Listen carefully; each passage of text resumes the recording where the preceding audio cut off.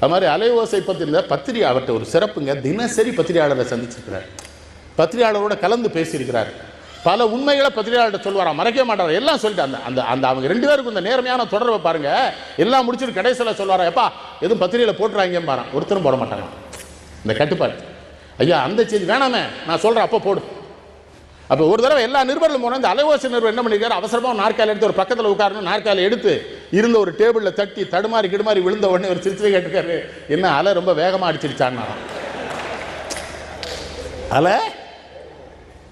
அப்புறம் இன்னொரு நிருபர் சொல்லியிருக்காரு, ஐயா கள்ளு கடையெல்லாம் திறந்துடலான்னு.